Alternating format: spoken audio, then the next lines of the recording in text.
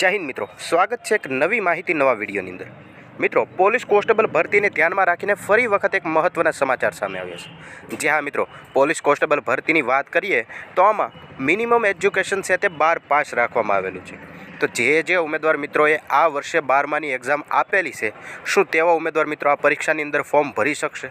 જ્યાં મિત્રો આ વાતને ધ્યાનમાં રાખીને આઈપીએસ હસમુખ પટેલ સાહેબ દ્વારા એક મહત્વની માહિતી આપવામાં આવેલી છે। જો તમે પણ જાણવા માગતા હોય તો વિડીયોને ખાસ કરીને અંત સુધી અવશ્ય જુઓ। જ્યાં મિત્રો સૌથી પહેલાં વાત કરીએ તો આઈપીએસ હસમુખ પટેલ સાહેબ દ્વારા પોતાના ટ્વિટર એકાઉન્ટના મારફતે આ માહિતી આપવામાં આવેલી છે, જેમની અંદર તે જણાવે છે કે છેલ્લા વર્ષની પરીક્ષા આપનાર અરજી કરી શકે તેવી લોકરક્ષક અને પીએસઆઈ આ બંને વિભાગની જે ભરતી છે તે ભરતીના પરીક્ષાઓના નિયમોમાં આવી કોઈ જોગવાઈ ન હોય, અત્યારે આવા વિદ્યાર્થીઓ અરજી નહીં કરી શકે।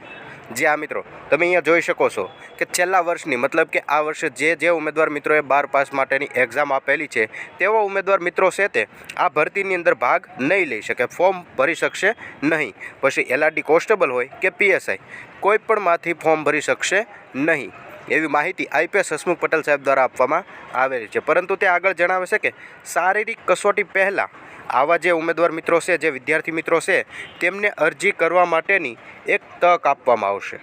જે આ મિત્રો જે ઉમેદવાર મિત્રોએ 12મા ધોરણની એક્ઝામ આપેલી છે અને તેને ફોર્મ ભરવું હોય તો શારીરિક કસોટી આવે, જે ગ્રાઉન્ડ આવે તે પહેલાં તેમના માટે ફરી વખત એક તક આપવામાં આવશે, જેથી કરીને તેવા ઉમેદવાર મિત્રો ફોર્મ ભરી શકે। અને શારીરિક કસોટીની વાત કરીએ તો ચોમાસા બાદ લેવાશે તેવું પણ આઈપીએસ હસમુખ પટેલ સાહેબ દ્વારા કહેવામાં આવેલું છે। એટલે ચોમાસા પહેલાં જે ઉમેદવાર મિત્રોને 12 પાસ થઈ જશે અને 12 પાસનું સર્ટિફિકેટ મળી જશે તેવા દરેક ઉમેદવાર મિત્રો માટે અરજી કરવા માટેની તક આપવામાં આવશે, મતલબ કે તે ફરી વખત અરજી કરી શકશે અને આ ભરતીની અંદર ભાગ લઈ શકે છે। તદુપરાંત જણાવે છે કે અત્યારે 12 પાસ હોય અને લાયકાત ધરાવતા હોય તેવા ઉમેદવાર મિત્રોએ આ તકની રાહ જોયા વિના જ જે ફોર્મ ભરવાની શરૂઆત થઈ જાય ત્યારથી લઈને સમયસર પોતાની અરજી નોંધી લે, પોતે અરજી ઓનલાઈન કરી લે। જ્યાં મિત્રો અરજી કરવા માટેનો સમયગાળો છે તે 4 એપ્રિલથી શરૂ થશે।